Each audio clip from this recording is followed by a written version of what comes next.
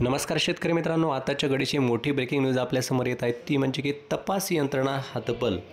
या ठिकाणी बघा, आताची लेटेस्ट बातमी आहे। मनोज जरांगे पाटील तसेच मुख्यमंत्री देवेंद्र फडणवीस आणि कृषी मंत्री धनंजय मुंडे यांच्याविषयीची बातमी आहे ती आपण थोडक्यात जाणून घेऊया। या ठिकाणी बघा, विषयाला फुल स्टॉप द्या, संतोष देशमुख प्रकरणात देवेंद्र फडणवीसांचे पोलिसांना आदेश, मनोज जरांगे यांचा आरोप। या ठिकाणी बीड जिल्ह्यातील मस्साजोग गावचे सरपंच संतोष देशमुख यांच्या हत्येप्रकरणात पोलिसांनी आरोपपत्र दाखल केले आहे।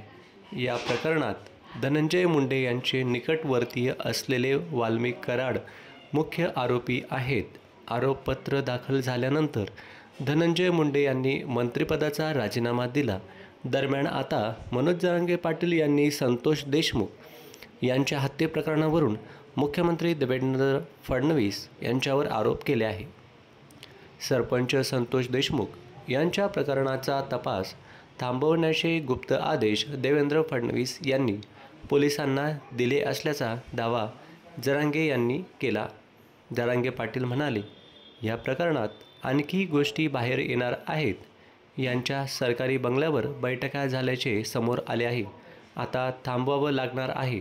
302 मध्ये धनंजय मुंडे आहेत।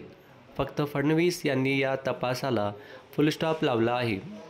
SIT, CID आणि स्थानिक पोलिसांना सगळं माहीत आहे, पण ते सिग्नल देत नाहीत, म्हणून पुढं काही होत नाही।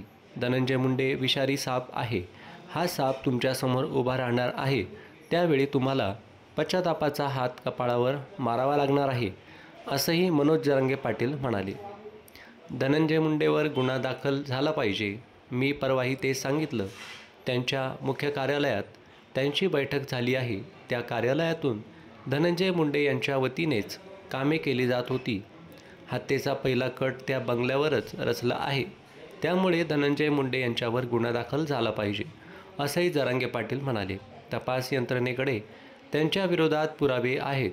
फक्त देवेंद्र फडणवीस यांनी सिग्नल दिलेला नाही। त्यांनी सिग्नल दिला तर मुंडे यांच्यावर गुन्हा दाखल होईल। तपास यंत्रणा हतबल आहेत, असंही जरांगे पाटील म्हणाले। तर ही होती आताची लेटेस्ट बातमी। भेटूया लवकरच पुढच्या व्हिडिओमध्ये। तोपर्यंत धन्यवाद।